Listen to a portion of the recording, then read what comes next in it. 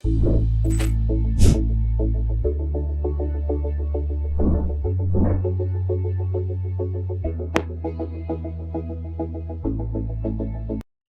ವಿದ್ಯಾರ್ಥಿಗಳೇ, ನಾನು ಪುಷ್ಪಾ ಮುರುಗೇಶ್ ಕುಳೆ. ನಮ್ಮ ದೈನಂದಿನ ಜೀವನದಲ್ಲಿ ನಾವು ಸಾಮಾನ್ಯವಾಗಿ ಪುಸ್ತಕಗಳು, ಅಂಚೆ ಚೀಟಿಗಳು, ನಾಣ್ಯಗಳು ಇತ್ಯಾದಿ ವಸ್ತುಗಳ ಸಂಗ್ರಹಗಳೊಂದಿಗೆ ವ್ಯವಹರಿಸುತ್ತೇವೆ. ಸೆಟ್ ಭಾಷೆಯ ವಸ್ತುಗಳ ಸಂಗ್ರಹವನ್ನ ಪ್ರತಿನಿಧಿಸುವ ಗಣಿತದ ವಿಧಾನವಾಗಿದೆ. ಈ ಭಾಷೆ ಏಕೆ ತುಂಬಾ ಮುಖ್ಯವಾಗಿದೆ? ಗಣಿತಜ್ಞರು ಈ ಭಾಷೆಯನ್ನ ಏಕೆ ಬಳಸಬೇಕು? ಒಂದು ಕಾರಣವೆಂದರೆ ದೈನಂದಿನ ಭಾಷೆಯು ಅಸ್ಪಷ್ಟವಾಗಿದೆ ಮತ್ತು ಗೊಂದಲವನ್ನ ಉಂಟುಮಾಡಬಹುದು. ಉದಾಹರಣೆಗೆ, ನಾನು 1, 2, 3 ಅನ್ನ ಬರೆದರೆ ಕೊನೆಯಲ್ಲಿರುವ 3 ಚುಕ್ಕೆಗಳ ಅರ್ಥವೇನು? ನೀವ್ ಹೇಳ್ತೀರಿ, ಖಂಡಿತವಾಗಿ ಅವರು ನೈಸರ್ಗಿಕ ಸಂಖ್ಯೆಗಳ ಪಟ್ಟಿಯನ್ನ ಅರ್ಥೈಸ್ತಾರೆ. ನಾನು 1, 2, 4 ಅನ್ನ ಬರೆದರೆ ಮುಂದೆ ಏನ್ ಬರುತ್ತದೆ? ಅದು 7 ಆಗಿರಬಹುದು, ನಂತರ 11 ಆಗಬಹುದು, ಮತ್ತೆ ಹೀಗೆ. ಏಕೆ ಅಂತ ನೀವು ಹೇಳಬಲ್ರಾ? ಅಥವಾ ಇದನ್ನ 8, 16 ಇತ್ಯಾದಿಯಾಗಿ ಮುಂದುವರಿಸಬಹುದು. ನಾವು ಸ್ಪಷ್ಟವಾಗಿ ಹೇಳುವುದಾದರೆ 2ರ ಶಕ್ತಿಗಳ ಸಂಖ್ಯೆಗಳ ಸಂಗ್ರಹಣೆ ನಂತರ ಎರಡನೆಯದು ಅರ್ಥವಾಗಿದೆ ಎಂದು ನಮಗೆ ತಿಳಿದಿದೆ. ಆದ್ರಿಂದ ಸಾಮಾನ್ಯವಾಗಿ ನಾವು ಸಂಖ್ಯೆಗಳ ಸಂಗ್ರಹಗಳ ಬಗ್ಗೆ ಮಾತನಾಡುವಾಗ ನಾವು ಕೆಲವು ಸಣ್ಣ ರೂಪದಲ್ಲಿ ಕೆಲವು ಸಂಗ್ರಹಗಳನ್ನ ಉಲ್ಲೇಖಿಸಬಹುದು. ಆದರೆ ಸಂಗ್ರಹವನ್ನ ಬರೆಯುವುದು ಕಷ್ಟವಾಗಬಹುದು. ಇಲ್ಲಿ ಸೆಟ್ಗಳ ಭಾಷೆ ಸಹಾಯ ಮಾಡುತ್ತೆ. ಈ ತರಗತಿಯಲ್ಲಿ ನಾವು ಸೆಟ್ಗಳು ಮತ್ತು ಅವುಗಳ ಪ್ರಕಾರವನ್ನ ಅಧ್ಯಯನ ಮಾಡೋಣ. ಕಲಿಕೆಯ ಫಲಿತಾಂಶಗಳು. ವಿವಿಧ ರೂಪಗಳಲ್ಲಿ ಸೆಟ್ಗಳನ್ನ ವಿವರಿಸಲು ಮತ್ತು ಪ್ರತಿನಿಧಿಸಲು ವಿವಿಧ ರೀತಿಯ ಸೆಟ್ಗಳನ್ನ ಗುರುತಿಸಲು ಸಹಾಯವಾಗಿದೆ. ಈ ಪಾಠದಿಂದ ಕೀವರ್ಡ್ಗಳು: ಸೆಟ್, ಖಾಲಿ ಸೆಟ್, ಸಿಂಗಲ್ಟನ್ ಸೆಟ್, ಸೀಮಿತ, ಅನಂತ, ಸಮಾನ set, universal set, subset, disjoint set, power set, ಸರಿಯಾದ ಸೆಟ್, ಸರಿಯಾದ ಉಪವಿಭಾಗ ಮತ್ತು ಸಾಮಾನ್ಯ ಅಂಶ. ಉದಾಹರಣೆಗೆ, 16 ವಿದ್ಯಾರ್ಥಿಗಳು ಕೇವಲ ಕ್ರಿಕೆಟ್ ಆಡ್ತಾರೆ, 18 ವಿದ್ಯಾರ್ಥಿಗಳು ಕೇವಲ ವಾಲಿಬಾಲ್ ಆಡ್ತಾರೆ ಮತ್ತು 3 ವಿದ್ಯಾರ್ಥಿಗಳು ಕ್ರಿಕೆಟ್ ಮತ್ತು ವಾಲಿಬಾಲ್ ಎರಡನ್ನ ಆಡ್ತಾರೆ. ಆದರೆ 2 ವಿದ್ಯಾರ್ಥಿಗಳು ಕ್ರಿಕೆಟ್ ಅಥವಾ ವಾಲಿಬಾಲ್ ಆಡುವುದಿಲ್ಲ. ಒಂದು ತರಗತಿಯಲ್ಲಿ ಒಟ್ಟು 39 ವಿದ್ಯಾರ್ಥಿಗಳಿದ್ದಾರೆ. ನಾವಿದನ್ನ ಚಿತ್ರಾತ್ಮಕವಾಗಿ ಈ ಕೆಳಗಿನಂತೆ ವಿವರಿಸಬಹುದು. ಚಿತ್ರದಲ್ಲಿನ ವಲಯಗಳು ಏನನ್ನ ಪ್ರತಿನಿಧಿಸುತ್ತವೆ? ಅವು ಆಟವನ್ನು ಆಡುವ ವಿದ್ಯಾರ್ಥಿಗಳ ಸಂಗ್ರಹವಾಗಿವೆ. ನಾವು 39 ವಿದ್ಯಾರ್ಥಿಗಳನ್ನ ಅಥವಾ 39 ಚಿಹ್ನೆಗಳನ್ನ ಸೆಳೆಯುವ ಅಗತ್ಯವಿಲ್ಲ. ಅಥವಾ ಕ್ರಿಕೆಟ್ ಆಡುವವರನ್ನ ವಾಲಿಬಾಲ್ ಆಡುವವರಿಂದ ಪ್ರತ್ಯೇಕಿಸಲು ವಿವಿಧ ಬಣ್ಣಗಳನ್ನ ಬಳಸಬೇಕಾಗಿಲ್ಲ.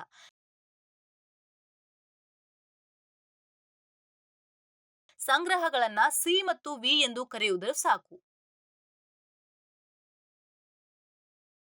ನಾವು ಸಿ ಮತ್ತು ವಿ ಎರಡರಲ್ಲೂ ಇರುವವರ ಬಗ್ಗೆ ಮಾತನಾಡಬಹುದು ಮತ್ತು ಒಂದರಲ್ಲಿ ಆದ್ರೆ ಇನ್ನೊಂದಿಲ್ಲ. ಇದು ಸೆಟ್ಗಳ ಭಾಷೆ. ಈ ಭಾಷೆಯಲ್ಲಿ ಹೆಚ್ಚಿನ ಗಣಿತವನ್ನ ಬರೆಯಲಾಗಿದೆ ಮತ್ತು ಆದ್ರಿಂದ ನಾವದನ್ನ ಅಧ್ಯಯನ ಮಾಡಲಿದ್ದೇವೆ. ಒಂದು ಸೆಟ್ ಎನ್ನುವುದು ವಸ್ತುಗಳ ಉತ್ತಮವಾಗಿ ವ್ಯಾಖ್ಯಾನಿಸಲಾದ ಸಂಗ್ರಹವಾಗಿದೆ. ಇಲ್ಲಿ ಆಬ್ಜೆಕ್ಟ್ಗಳ ಉತ್ತಮವಾಗಿ ವ್ಯಾಖ್ಯಾನಿಸಲಾದ ಸಂಗ್ರಹಣೆ ಎಂದರೆ ನಿರ್ದಿಷ್ಟ ವಸ್ತುವನ್ನ ನೀಡಲಾಗಿದೆ. ವಸ್ತುವು ನೀಡಿದ ಸಂಗ್ರಹದ ಅಂಶವಾಗಿದೆಯೇ ಅಥವಾ ಇಲ್ಲವೇ ಎಂಬುದನ್ನ ನಿರ್ಧರಿಸಲು ನಮಗೆ ಸಾಧ್ಯವಾಗಬೇಕು. ಒಂದು ಗುಂಪಿನ ವಸ್ತುಗಳನ್ನ ಅದರ ಸದಸ್ಯರು ಅಥವಾ ಅಂಶಗಳು ಎಂದು ಕರೆಯಲಾಗುತ್ತೆ. ಉದಾಹರಣೆಗೆ, 1 ಜಿಲ್ಲಾ ಕೇಂದ್ರ ಗ್ರಂಥಾಲಯದಲ್ಲಿರುವ ಎಲ್ಲಾ ಪುಸ್ತಕಗಳ ಸಂಗ್ರಹ. 2 ಮಳೆಬಿಲ್ಲಿನಲ್ಲಿ ಎಲ್ಲಾ ಬಣ್ಣಗಳ ಸಂಗ್ರಹ. 3 ಅವಿಭಾಜ್ಯ ಸಂಖ್ಯೆಗಳ ಸಂಗ್ರಹ. ಒಂದು ಸೆಟ್ನ ಪ್ರಾತಿನಿಧ್ಯ.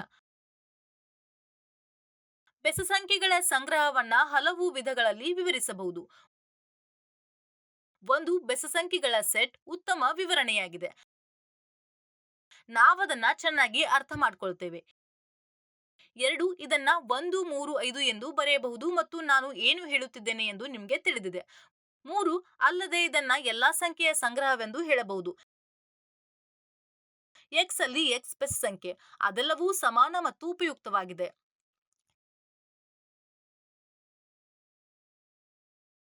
ಒಂದು ಗುಂಪನ್ನ ಈ ಕೆಳಗಿನ 3 ವಿಧಾನಗಳಲ್ಲಿ ಅಥವಾ ರೂಪಗಳಲ್ಲಿ ಯಾವುದಾದರೂ ಒಂದರಲ್ಲಿ ಪ್ರತಿನಿಧಿಸಬಹುದು. 1 ವಿವರಣಾತ್ಮಕ ರೂಪ, 2 ಸೆಟ್ ಬಿಲ್ಡರ್ ಫಾರ್ಮ್ ಅಥವಾ ರೂಲ್ ಫಾರ್ಮ್, 3 ರೋಸ್ಟರ್ ಫಾರ್ಮ್ ಅಥವಾ ಟೇಬಲ್ ಫಾರ್ಮ್. 1 ವಿವರಣಾತ್ಮಕ ಫಾರ್ಮ್. ವಿವರಣಾತ್ಮಕ ರೂಪದಲ್ಲಿ ಒಂದು ಗುಂಪನ್ನ ಪದಗಳಲ್ಲಿ ವಿವರಿಸಲಾಗಿದೆ. ಉದಾಹರಣೆಗೆ ಇಂಗ್ಲಿಷ್ ವರ್ಣಮಾಲೆಗಳಲ್ಲಿನ ಎಲ್ಲಾ ಸ್ವರಗಳ ಸೆಟ್. 2 ಪೂರ್ಣ ಸಂಖ್ಯೆಗಳ ಸೆಟ್. 2 ಬಿಲ್ಡರ್ ಫಾರ್ಮ್ ಅಥವಾ ರೂಲ್ ಫಾರ್ಮ್ ಅನ್ನ ಹೊಂದಿದೆ. ಸೆಟ್ ಬಿಲ್ಡರ್ ರೂಪದಲ್ಲಿ ಎಲ್ಲಾ ಅಂಶಗಳ ನಿಯಮದಿಂದ ವಿವರಿಸಲಾಗಿದೆ. ಉದಾಹರಣೆಗೆ 1 a x x ಎಂಬುದು ಇಂಗ್ಲಿಷ್ ವರ್ಣಮಾಲೆಯಲ್ಲಿನ ಸ್ವರವಾಗಿದೆ. 2 b x ಬಾರ್ x ಒಂದು ಪೂರ್ಣ ಸಂಖ್ಯೆಯಾಗಿದೆ. 3 ರೋಸ್ಟರ್ ಫಾರ್ಮ್ ಅಥವಾ ಟೇಬಲ್ ಫಾರ್ಮ್. ಸೆಟ್ನ ಎಲ್ಲಾ ಅಂಶಗಳನ್ನ ಪಟ್ಟಿ ಮಾಡುವ ಮೂಲಕ ಒಂದು ಸೆಟ್ ಅನ್ನ ವಿವರಿಸಬಹುದು.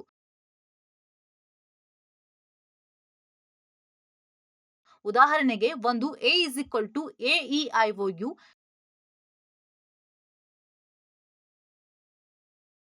2 b 0 1 2 3.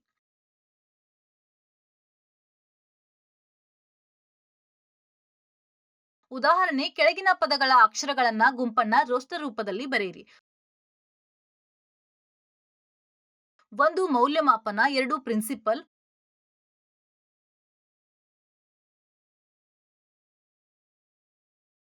3 ಪರಿಹಾರ.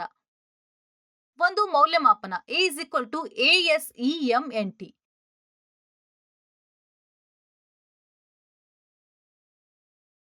Principal b PRINCAL.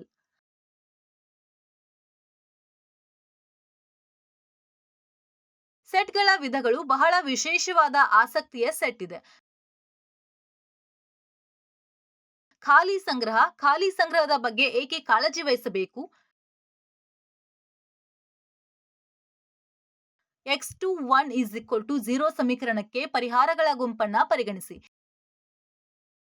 ಇದು ನೈಜ ಸಂಖ್ಯೆಗಳ ಗುಂಪಿನಲ್ಲಿ ಯಾವುದೇ ಅಂಶಗಳನ್ನ ಹೊಂದಿಲ್ಲ, ಅಲ್ಲದೆ 90 ಡಿಗ್ರಿಗಳಿಗಿಂತ ಹೆಚ್ಚಿನ ಒಂದು ಕೋನದೊಂದಿಗೆ ಎಲ್ಲಾ ಆಯತಗಳನ್ನ ಪರಿಗಣಿಸಿ ಅಂತಹ ಯಾವುದೇ ಆಯತವಿಲ್ಲದ ಮತ್ತು ಆದ್ದರಿಂದ ಇದು ಖಾಲಿ ಸೆಟ್ ಅನ್ನ ವಿವರಿಸುತ್ತೆ. ಆದ್ರಿಂದ ಖಾಲಿ ಸೆಟ್ ಮುಖ್ಯವಾಗಿದೆ ಮತ್ತು ಆಸಕ್ತಿದಾಯಕವಾಗಿದೆ ಮತ್ತು ವಿಶೇಷ ಚಿಹ್ನೆಗೆ ಅರ್ಹವಾಗಿದೆ. ಒಂದು ಖಾಲಿ ಸೆಟ್ ಅಥವಾ ಶೂನ್ಯ ಸೆಟ್ ಯಾವುದೇ ಅಂಶವನ್ನ ಒಳಗೊಂಡಿರುವ ಒಂದು ಗುಂಪನ್ನ ಖಾಲಿ ಸೆಟ್ ಅಥವಾ ಶೂನ್ಯ ಸೆಟ್ ಎಂದು ಕರೆಯಲಾಗುತ್ತೆ. ಇದನ್ನ ಪೈ ಅಥವಾ ನಲ್ ನಿಂದ ಸೂಚಿಸಲಾಗುತ್ತೆ. ಉದಾಹರಣೆಗೆ 1 a x x ಬೆಸ ಪೂರ್ಣಾಂಕವಾಗಿದೆ ಮತ್ತು 2 x ನಿಂದ ಭಾಗಿಸಬಹುದಾದ ಬೆಸ ಸಂಖ್ಯೆಗಳು 1 3 5. ಇದನ್ನ ನಾವು 2 ರಿಂದ ಭಾಗಿಸಬಹುದು, ಇಲ್ಲ ಆದ್ದರಿಂದ a ಖಾಲಿ ಸೆಟ್ ಇದು ಎಂದು ಬರೆಯಬಹುದು. a ಖಾಲಿ ಸೆಟ್ ಅಥವಾ ನಲ್.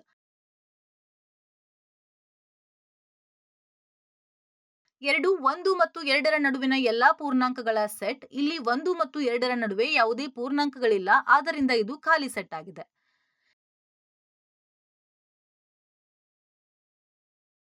2 ಸಿಂಗಲ್ಟನ್ ಸೆಟ್. ಕೇವಲ ಒಂದು ಅಂಶವನ್ನ ಹೊಂದಿರುವ ಸೆಟ್ ಅನ್ನ ಸಿಂಗಲ್ಟನ್ ಸೆಟ್ ಎಂದು ಕರೆಯಲಾಗುತ್ತೆ. ಉದಾಹರಣೆಗೆ 1 a x 3 x 5, x belongs to n. ಆದ್ದರಿಂದ x 4 ಕೇವಲ ಒಂದು ಅಂಶವಿದೆ.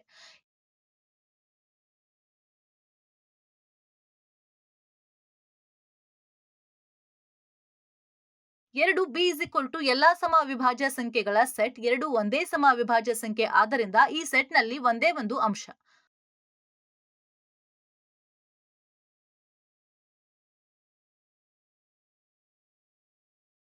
3.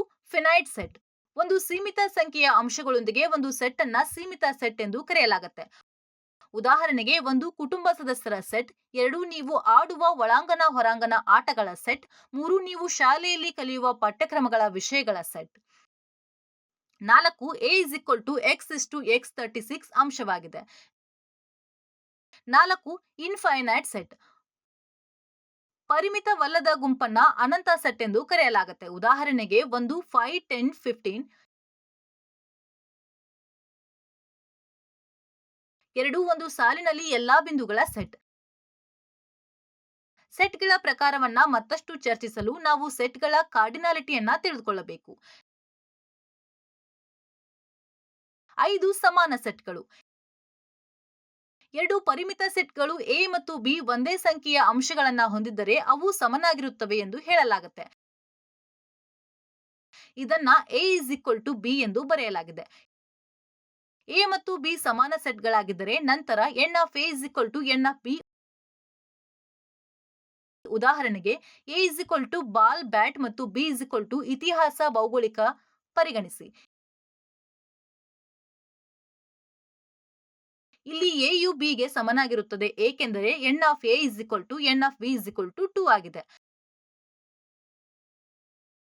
6 ಸಮಾನ ಸೆಟ್ಗಳು. 2 ಸೆಟ್ಗಳು ಒಂದೇ ರೀತಿಯ ಅಂಶಗಳನ್ನ ಹೊಂದಿದ್ದರೆ ಸಮಾನ ಎಂದು ಹೇಳಲಾಗುತ್ತೆ. ಇಲ್ಲ ಅಂದ್ರೆ ಅವುಗಳನ್ನ ಅಸಮಾನ ಎಂದು ಹೇಳ್ತೇವೆ.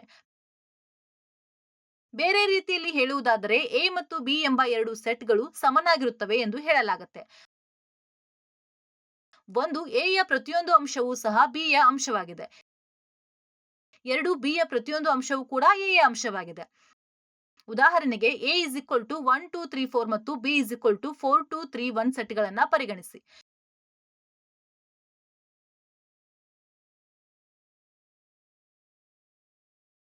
a ಮತ್ತು b ನಿಖರವಾಗಿ ಒಂದೇ ಅಂಶಗಳನ್ನ ಒಳಗೊಂಡಿರುವುದರಿಂದ a ಮತ್ತು b ಸಮಾನ ಸೆಟ್ಗಳಾಗಿವೆ.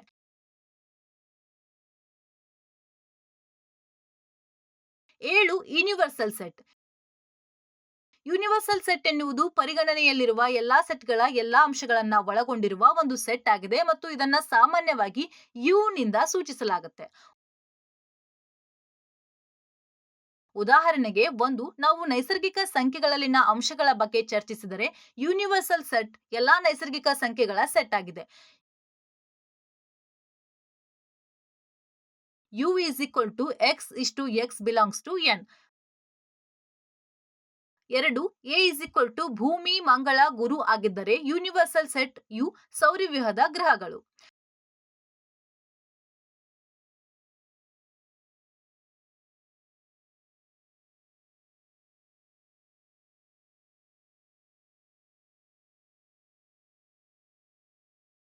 ಎಂಟು ಉಪವಿಭಾಗ. a ಮತ್ತು b 2 ಗಣಗಳಾಗಿರಲಿ, a ಯ ಪ್ರತಿಯೊಂದು ಅಂಶವೂ ಸಹ b ಯ ಅಂಶವಾಗಿದ್ದರೆ a ಅನ್ನ b ಯ ಉಪವಿಭಾಗ ಎಂದು ಕರೆಯಲಾಗುತ್ತೆ. ನಾವು a<b ಅನ್ನ ಬರೆಯುತ್ತೇವೆ. a<b ಅನ್ನ a ಎಂಬುದು b ಯ ಉಪವಿಭಾಗವಾಗಿದೆ ಎಂದು ಓದಲಾಗುತ್ತೆ. a ಎಂಬುದು b ಯ ಉಪವಿಭಾಗವಲ್ಲದಿದ್ದರೆ ನಾವು a(b) ಎಂದು ಬರೆಯುತ್ತೇವೆ.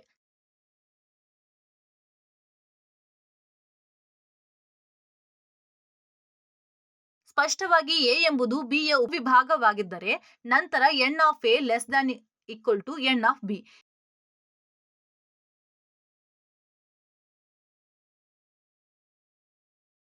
a ಯ ಪ್ರತಿಯೊಂದು ಅಂಶವೂ ಸಹ b ಯ ಅಂಶವಾಗಿರುವುದರಿಂದ b ಸೆಟ್ a ಯಷ್ಟು ಕನಿಷ್ಠ ಅಂಶಗಳನ್ನ ಹೊಂದಿರಬೇಕು. ಹೀಗಾಗಿ n(a) n(b).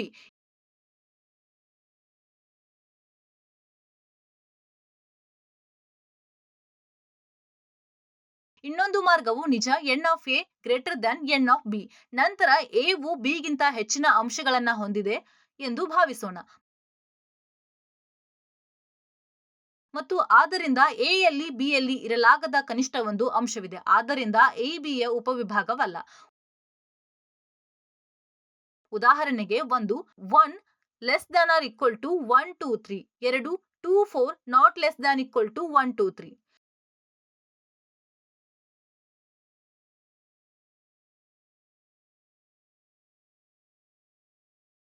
9 ಸರಿಯಾದ ಉಪವಿಭಾಗ. ಎ ಮತ್ತು ಬಿ ಎರಡು ಗಣಗಳಾಗಿರಲಿ, ಎ ಬಿ ಮತ್ತು A not equal to B ಯ ಉಪವಿಭಾಗವಾಗಿದ್ದರೆ ಎ ಅನ್ನ ಬಿ ಯ ಸರಿಯಾದ ಉಪವಿಭಾಗ ಎಂದು ಕರೆಯಲಾಗುತ್ತೆ. ಮತ್ತು ನಾವು ಎ ಲೆಸ್ ದನ್ ಬಿ ಎಂದು ಬರೆಯುತ್ತೇವೆ.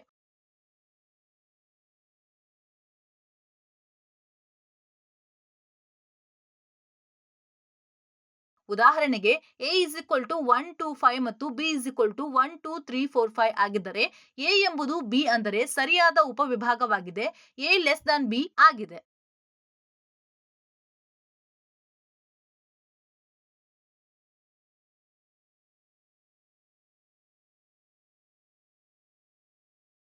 ಹತ್ತು ಡಿಸ್ಜಾಯಿಂಟ್ ಸೆಟ್ಗಳು. ಎ ಮತ್ತು ಬಿ ಎಂಬ ಎರಡು ಸೆಟ್ಗಳು ಸಾಮಾನ್ಯ ಅಂಶಗಳನ್ನು ಹೊಂದಿದ್ದಲ್ಲಿ ವಿಭಜಿತ ಎಂದು ಹೇಳಲಾಗುತ್ತೆ. ಬೇರೆ ರೀತಿಯಲ್ಲಿ ಹೇಳುವುದಾದರೆ A intersection B is equal to null ಆಗಿದ್ದರೆ ಎ ಮತ್ತು ಬಿ ಗಳನ್ನ ಅಸಂಯೋಜಿತ ಸೆಟ್ಗಳೆಂದು ಹೇಳಲಾಗುತ್ತೆ.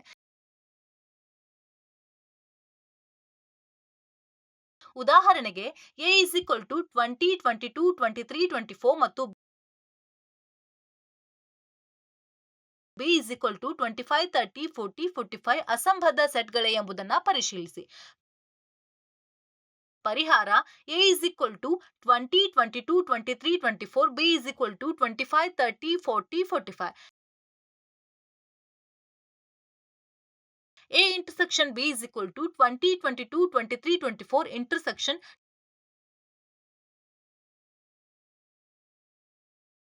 25 30 40 45 is equal to null.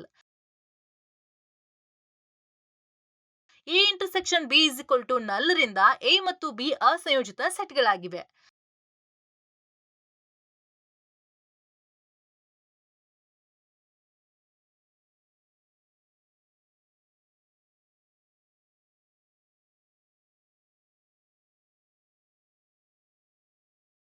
ಹನ್ನೊಂದು ಪವರ್ ಸೆಟ್. ಎ ಸೆಟ್ ನ ಎಲ್ಲಾ ಉಪವಿಭಾಗಗಳ ಗುಂಪನ್ನ ಎ ಯ ಪವರ್ ಸೆಟ್ ಎಂದು ಕರೆಯಲಾಗುತ್ತೆ. ಇದನ್ನ ಪಿ ಆಫ್ ಎ ನಿಂದ ಸೂಚಿಸಲಾಗುತ್ತೆ. ಉದಾಹರಣೆಗೆ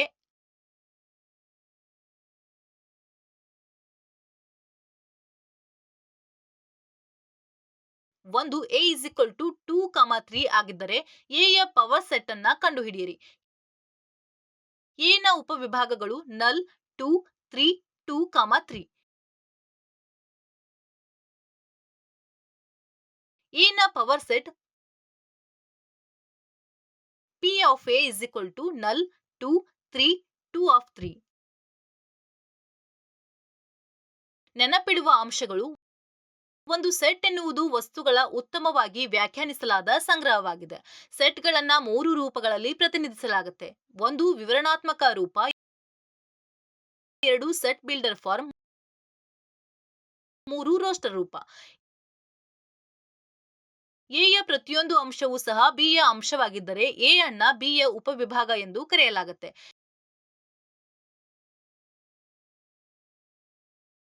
ಎ ಲೆಸ್ ದ್ಯಾನ್ ಬಿ ಮತ್ತು A not equal to B ಆಗಿದ್ದರೆ ಎ ಎಂಬುದು ಬಿ ಯ ಸರಿಯಾದ ಉಪವಿಭಾಗವಾಗಿದೆ.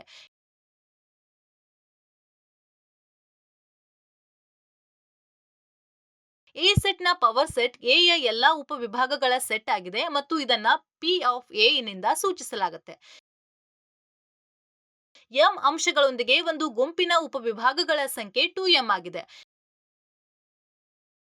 ಎಂ ಅಂಶಗಳೊಂದಿಗೆ ಒಂದು ಸೆಟ್ನ ಸರಿಯಾದ ಉಪವಿಭಾಗಗಳ ಸಂಖ್ಯೆ 2m-1 ಆಗಿದೆ. A intersection B is equal to null ಆಗಿದ್ದರೆ ಎ ಮತ್ತು ಬಿ ಅಸಂಯೋಜಿತ ಗಣಗಳಾಗಿವೆ. A intersection B not equal to null ಆಗಿದ್ದರೆ ಎ ಮತ್ತು ಬಿ ಅತಿಕ್ರಮಿಸುತ್ತವೆ.